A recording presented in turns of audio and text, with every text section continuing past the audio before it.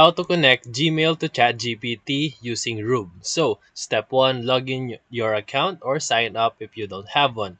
And then after that, you will be redirected in this dashboard. Step 2, tap the apps button and then tap browse apps. After that, step 3, connect your Gmail by pressing this button right here and then connect it.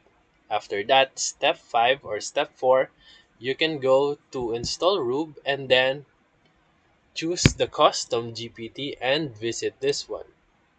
Then after that, you want to go back here and then click your Gmail and this will show here. And you can now connect it or modify the scopes that ChatGPT can access in your Gmail.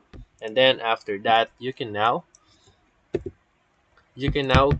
ask Rube here like fetch my recent email.